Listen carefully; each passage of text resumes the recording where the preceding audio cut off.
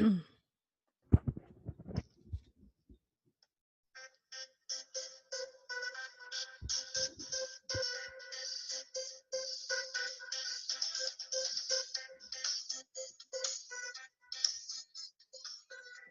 is Awakened Path Radio, giving you the tools to guide you on your spiritual or metaphysical journey.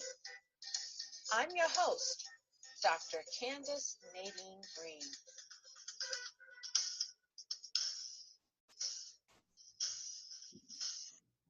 Welcome to Thought Thursday here on Awakened Path Radio.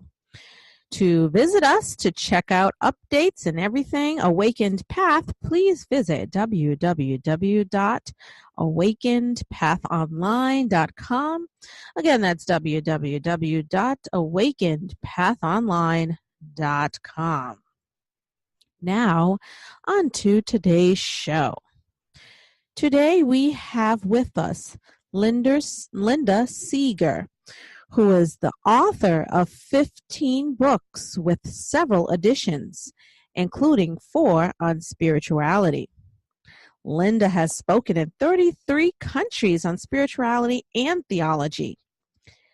As one of the foremost script consultants in the world and the most prolific author in the area of screenwriting, she has appeared as a guest on over 50 radio and television shows, including All Things Considered, The Bill O'Reilly Show, CNN Power Lunch, and as a commentator on CNN for the Academy Awards, Good Morning LA, Good Morning New York, Channel 13 Los Angeles, and The Evidence, plus a number of other shows in Chicago, Houston, Los Angeles, New York, Nashville, Denver, London, etc.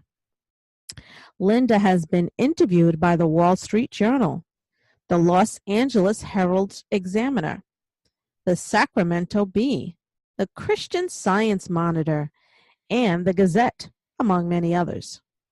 She has also been featured as a screenwriting subject matter expert on numerous radio shows, webcasts, and podcasts. It is such a great pleasure having you on today's show, Linda. Thank you, Candace. I'm very happy to be here. Well, so are we happy to have you. You've done so many things. So tell us about your book, Spiritual Steps on the Road to Success, Gaining the Goal Without Losing Your Soul.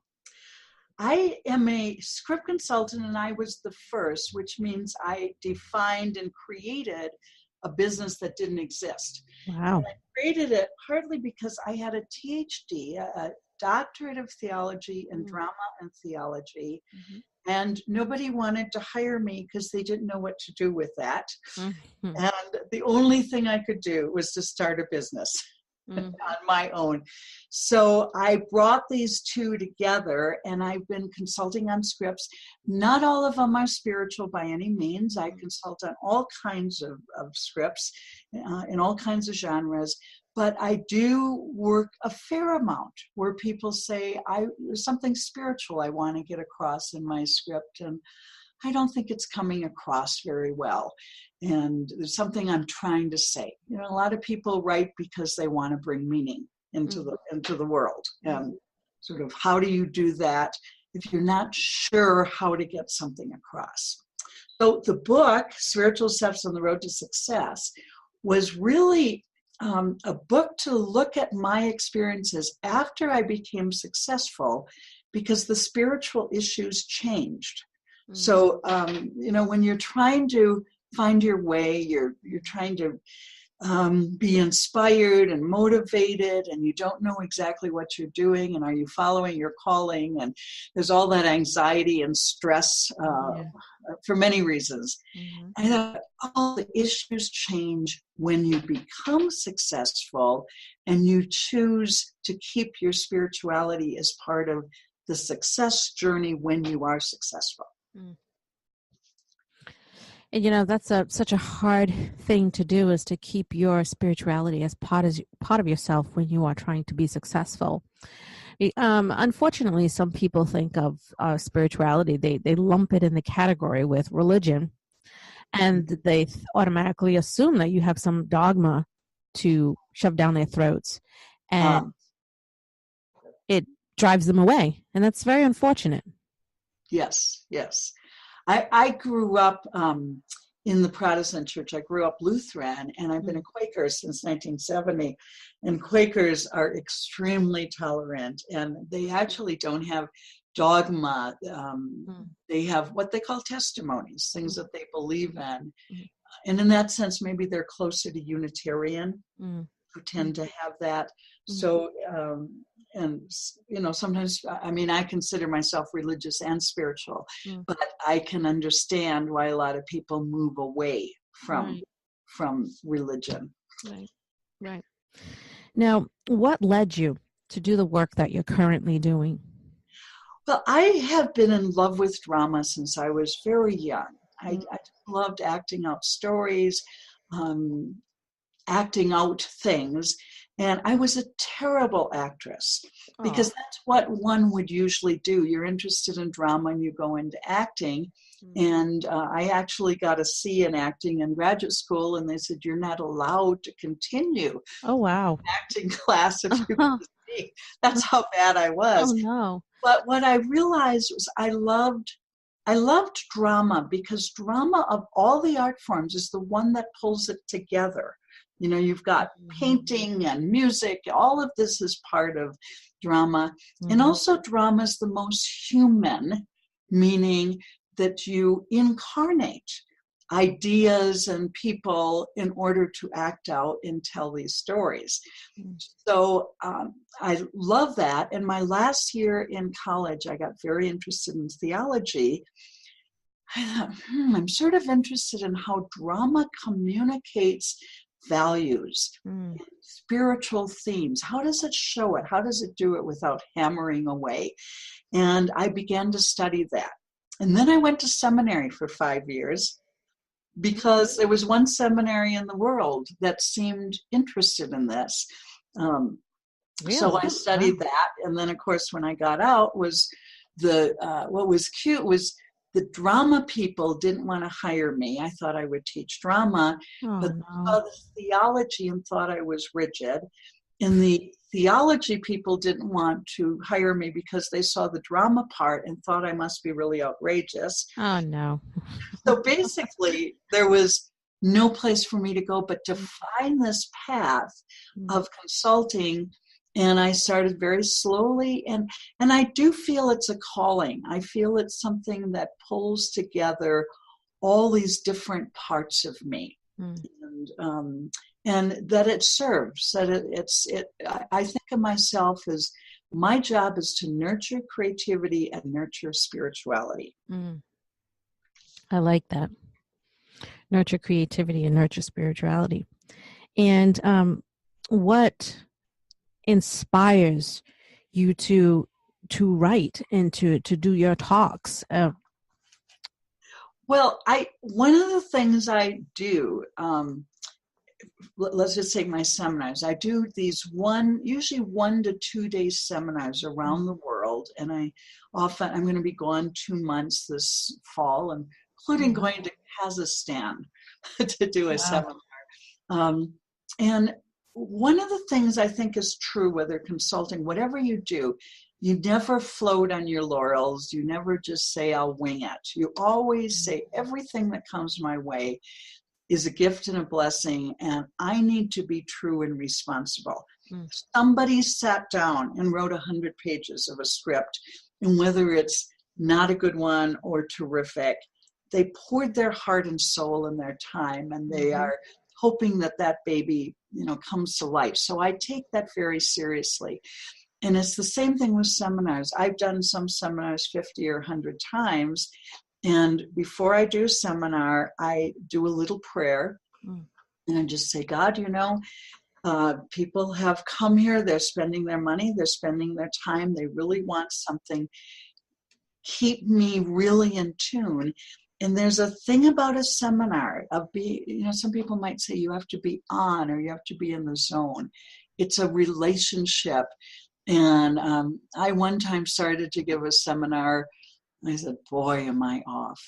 And so I just kept speaking, and I'm praying at the same time. I said, God, just get me on, because this is really terrible. And it wasn't that the information was terrible. It was that I was not connecting, not because of their fault. I just had not, somehow my preparation had not been serious enough. And I said, oh yeah, and you didn't pray before the seminar. Remember, you always pray before a seminar. You center. Right. And you say, I'm here to make this fresh and new for all these people. So actually, I loved what you said in your website about you give love, and you give joy. Say, if it's not joyful, you don't need to do it, especially when it comes to writing. That's true. It's true. I mean, why do something if your heart's not in it? I mean, that's why a lot of people are stuck in jobs and are miserable, because they're like, oh, well, I have to pay the bills, so I'm going to work this job that I hate. Yes. And it's too bad. Yeah. And you know what's interesting, Candace, about that is that every job you can think of, there is somebody that is doing well in it, and there's some people who are not. Right. So they say, well, I had to become a lawyer to make money. I know lawyers who are not making money. Oh, yes. So you may as well go with what you love and your bliss. But it is also difficult. Sometimes we call it the leap of faith. Feel called to do something. And in Spiritual Steps on the Road to Success, I talk about that leap of faith. And I also talk about you don't do things alone. You get a team around you, find people to help. You have to be vulnerable enough to say, I need other people to help me with this. People who have expertise, maybe in areas that I don't. And also a group that will keep you encouraged. And give you positive reinforcement. I mean, we need that, because there are so many naysayers out there who will tear you down in a heartbeat. Yes, and I always say stay away from those. You don't need those people in your life. And when I looked for people to help me, so I've had a career consultant and media consultant. I have more consultants and more team people than you can imagine. I said they have to be very good at their job, and they have to be supportive and positive. Right. But I also have to keep having that strength and courage to keep down a path and look for signals that say, no, your path is not to the left, your path is to the right. And also, I think, to see the path to keep the ego out of there. It's so easy to say, oh, I am so good, I am the best in the world, oh my. And it's not about that. No. It's about what you give and what you offer, and always being true to that, to the fullest extent you're able to be true to that. Right. Now, what are your seminars like? What can people expect to attend your seminars? Well, I do a lot of different subjects that relate to drama, screenwriting, storytelling. So there might be a section on dialogue, or on structure, or on creating the character, or on what's the idea you're trying to get across. How do you communicate ideas, and what images do you use? So I have lots of these, different ones. And then at times I do speeches on, like, my Spiritual Steps Road to Success book, or some of the spiritual books or ideas. And sometimes I'll do them in churches, or I did one in London, in Piccadilly Square, at a very historic church. And the one problem is I made the mistake of doing it the day after I arrived, and I was somewhat jet lagged. I said, never do that again, because you're not as much with the program as the subject matter deserves. So I think it went okay, but it was not my finest hour. so never speak when you're jet lagged. Don't ever do that. But so sometimes people ask me for not only on one of these book subjects, books, but sometimes they will actually do a half day or a whole day seminar, like on spiritual steps on the road to success, and say, can we spend a day talking? It's more Q&A and discussion, and might even be a little more of a workshop if we do a day on that. Now, what is the typical person like who comes to you for help? What are they, I don't want to use the word lacking, but what are they in need of when they come to you? How do you help them? Well, they come to me with a script, and they usually say either it's not selling and I don't know why, or there's a problem and I don't know what it is. There's something I just don't feel is quite there yet. And so I identify what those areas are that are the issues they need to address when they rewrite. And I also sometimes question, what is it about this material that attracts them? So most of the time, there's a lot of heart in these scripts. There might not be a lot of craft. So they might not understand structure or understand how to develop a character, or they're confused. What's my theme? Well, come to think of it, I'm not sure. But occasionally, maybe once a year, I get a script and I think, why is the person spending their time on this subject matter? And it's just, it doesn't have anything really good to say about humanity. It doesn't seem to have a lot of value with that. And I do confront, I just say, you got to think about this, because you're going to spend at least another year dealing with this. Is this where you want to live? Is this what you want to be working with? And now sometimes that is not always about genre. I worked, Peter Jackson, the really successful director, I worked with him on his third script, which was a horror film called, it was called Brain Dead, and in the US it's called Dead Alive. And that launched his career. And when I looked at it, I said, there's something here. There's something worth pursuing that is worthwhile looking at, even in spite of the, horror genre. And that changed the whole script, and it got funded, and it started to do well all over the world, and it really launched his career. So I don't have a thing about genre. I don't care what genre it is. I want to see something worthwhile, worth exploring going on in the story. Well, what about those who want to turn, for instance, books that they have written? How is books, some people have done that. They want to turn books into scripts so they can, promote it to Hollywood people or someone. How does that work?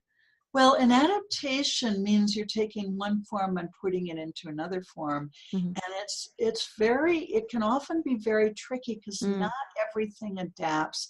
Right. And no matter what you do, you are doing a transition and a translation. I wrote a book on this called The Art of Adaptation, Turning Fact and Fiction into Film. And so I analyze, why is it that every other form, like for novels and plays and biographies, why do they resist moving into drama, and how do you move them when intrinsically there will be a resistance, and you have to work around it? So you really have to understand the drama form, and you have to understand the other form. Well, that's good advice to know. A lot of people don't know that. They think that they could take their book and abracadabra, it's a script. Yes, just do the book. And you say, no, you never just do the book. There is a transition about it. Right. Now, what advice, not to put you on the spot, but what advice would you give to someone, say someone fresh out of college, aspiring screenwriter, or script writer, who has the script and they put it out to the world and it's falling flat in its face? And they want to give up. So what advice would you give someone like that? Well, the first thing is to recognize it's a process, and it is a long process. Mm. I was told 3.5 years when I was trying to get my script consulting business started, someone said, you can't quit at 3.5. You have to give it 5 years. Wow. I found success at 4.5 years. My gosh. I just squeaked in. Mm. But it's a process of learning. So Mm. you need to recognize you're going to read books, take seminars, take maybe more courses even after perhaps you went to film school or have studied this already. You want to join organizations. You might want to join a writers group. It has been proven that people in writers groups do better and sell faster, maybe not fast, but faster. And one of is you have the support and you get a lot of feedback. Right. You want to have feedback. You want to get used to having feedback. Yeah. And you take it seriously. That doesn't mean you follow everything. But when you're in whatever group you become part of, make sure it is constructive. Mm-hmm. You do not get caught up in all this negative, competitive, I'm going to tear you down, or this is awful. You don't want to live in that world. You want support. I joined Women in Film, which made a huge difference, and I eventually joined the Television Academy when I was eligible. And so being part of groups, having colleagues that are in that path. And one of the things that happens, we often think of our colleagues as competitors. Yeah. And I have people say to me, well, one of your competitors, and I say, I don't have competitors, I have colleagues. Mm-hmm. And I have great relationships with a great many of them. Mm-hmm. So you want to think of your movement forward as part of a team. So you invest in yourself. Mm-hmm. And if it says, I went to a sales consultant on how to sell how to sell what I'm doing so people would hire me. And she was very expensive. Mm-hmm. And I said, well, okay. I said, I can afford half an hour a month with you. It was $75 an hour. And I said, I can do $37.50. I can't do $75. Mm-hmm. And I worked with her each month for a period of time. And she really made a big difference. So you keep putting your money into this, whatever that path is and whatever that career is you're going after. But you also have to have some tests, not to get caught up in getting on the wrong path. Mm-hmm. I thought that I would be working for the studios and I would be the script consultant and working on all these Academy Award winning movies, and they'd be up there announcing and thanking Linda.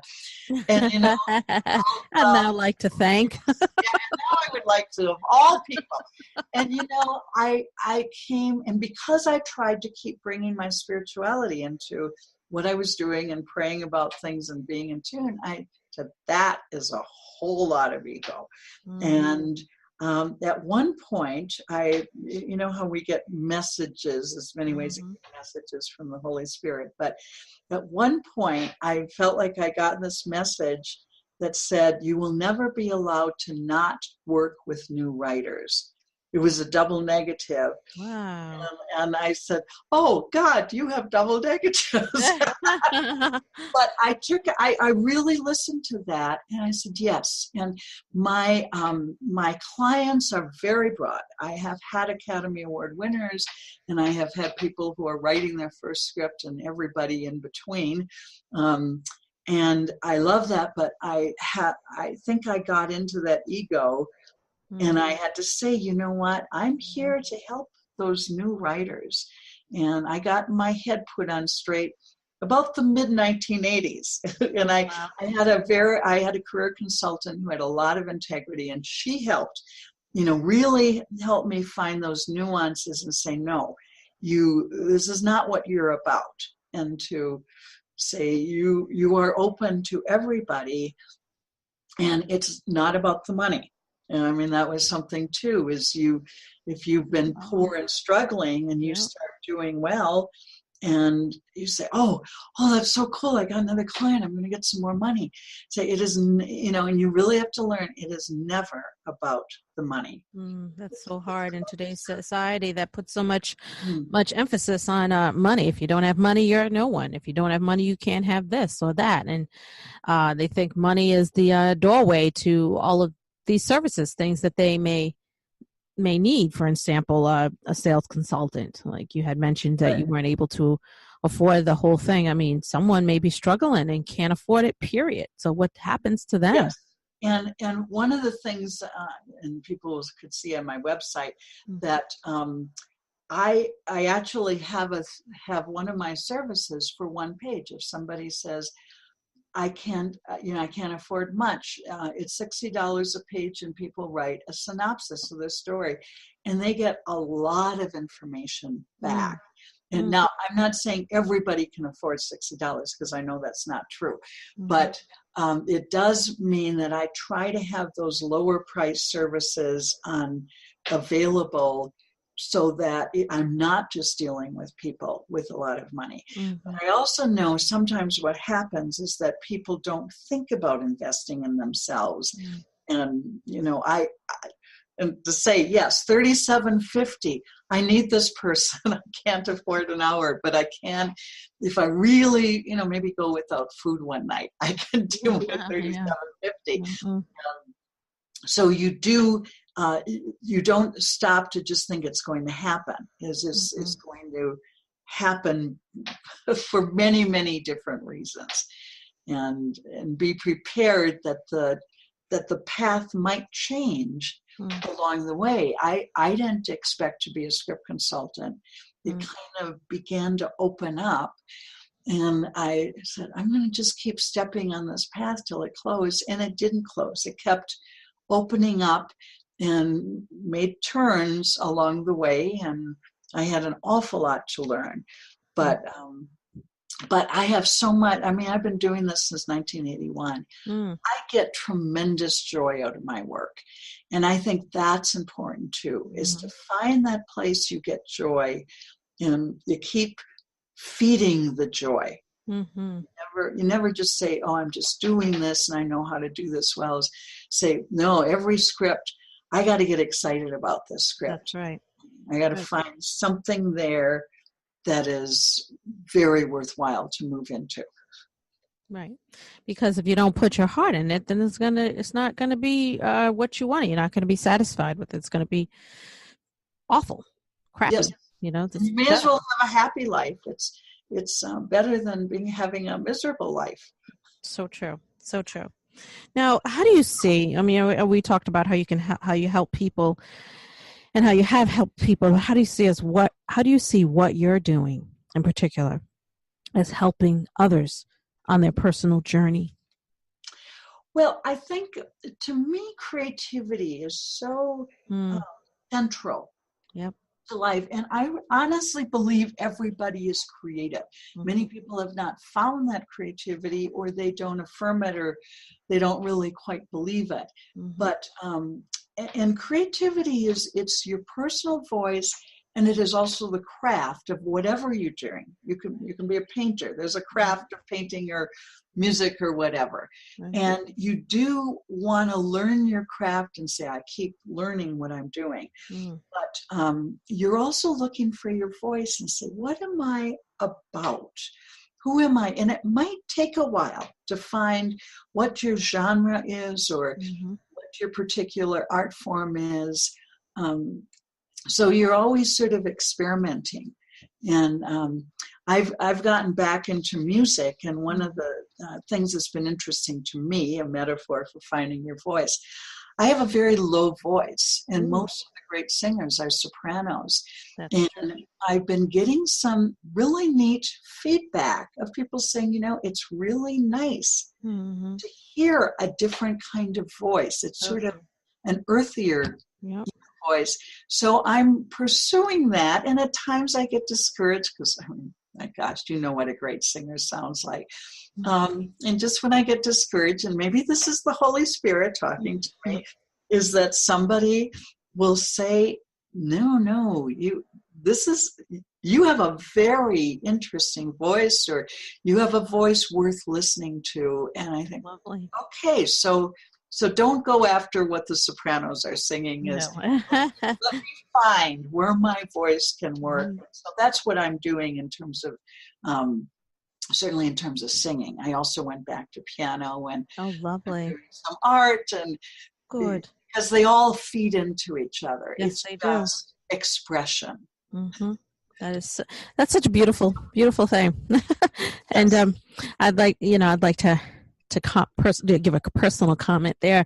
My household here is very artsy. We're not scientists or anything like that. And people make fun of us. Oh, art stinks. You're not going to be anything or become anything. I'm sort of on my third career, I guess you'd say. I was a teacher for many years, and I was an English teacher. And into my classroom, I brought theater because I love theater, and I had a background in theater as well from my college years.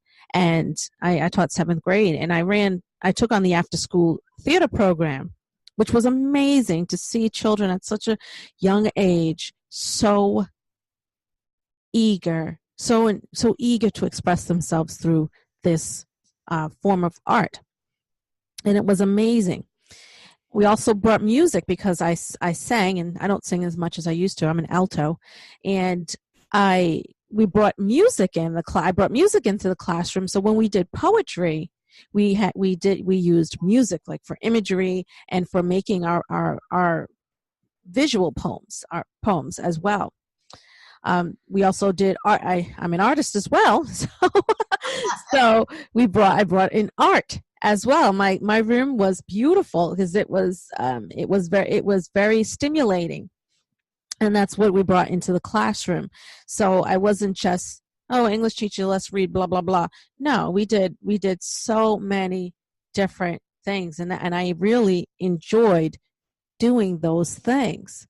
I enjoyed seeing the joy on the students' faces, that I wasn't being some boring OT. And I was in a very, very tough district, one of the tough districts in the state.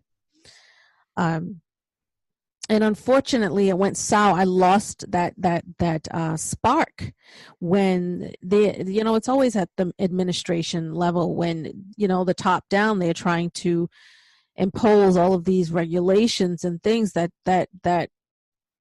squashed my creativity. I mean, yes. They were telling us what to say and taking things out of our hands, and it just squashed that. I saw so many people lose passion. I lost the passion. I left the field. And when we smother that, people, that's it. It's just like a light goes out. Yes, that's a very good way of saying it. The light goes out. And it happens all over because we want it to fit everyone into a box instead of letting them be outside of the box and be who they are. And we miss out on so much then, and we criticize those who are outside the box, who are themselves. We try to stuff them into a box, back in that box, get back in there, and that's just hurting all of us, because that person has so much beauty to bring to us, to show us, to teach us. I mean, doing these radio shows, I've met so many beautiful people who have, brought so much beauty to my listeners and to me as well. And that's one reason why I love doing this show, because we're bringing people like yourself and other people to the world to show that there's more beauty out there. Get out of the box. And hopefully inspiring. Yes. Inspiring and motivating. Right. And what you're talking about in educational terms, the convergent thinking is how we're taught, as we get the right answer. And divergent thinking means that you are diverging from the usual. And it takes a lot of courage to do that. And it helps if you have great teachers and parents who have been encouraging and help you kind of plot your way through these brambles of education. But if you don't have that, where's the teacher? Or in my one of my cases was also finding, where do I find these people, even if I have to hire them? Mm-hmm. And I was fortunate. One of the great influences in my life was a career consultant in Los Angeles named Judith Clare. And she just got me through all those brambles and thorn bushes and navigating and, figuring it out and figuring out how to ask for help with other people. We are not self-made people. Mm-hmm. We want to have good influences on us. And it is true. Probably most of us, maybe all of us, have had those negative forces that just get in your way, and you start listening to them and allowing them to make those decisions for your life. And say, just don't listen to them, and if possible, move away from them, and don't let them have power over you. Right.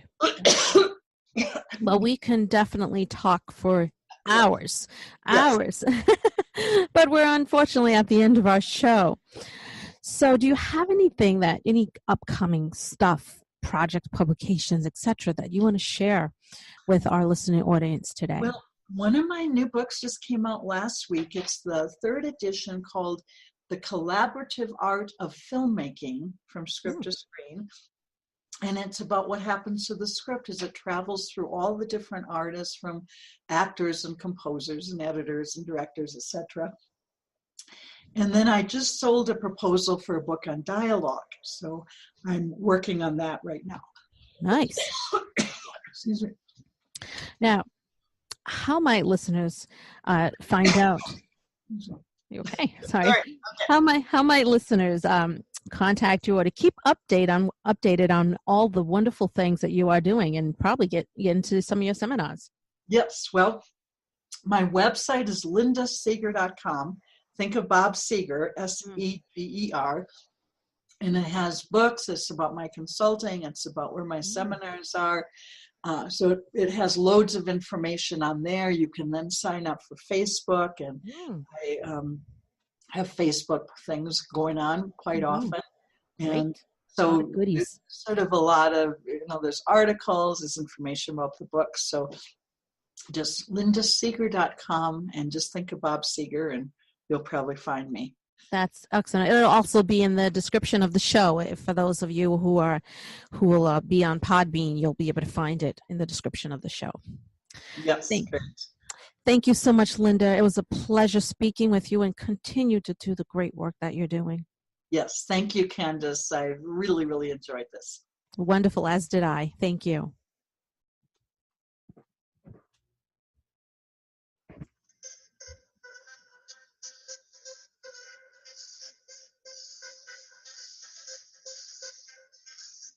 Thank you for joining us on Awakened Path Radio.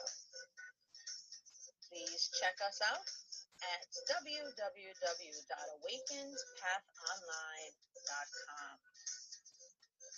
I'm your host, Dr. Candace Nadine Green, and you are listening to Awakened Path Radio, giving you tools to guide you on your spiritual or metaphysical journey.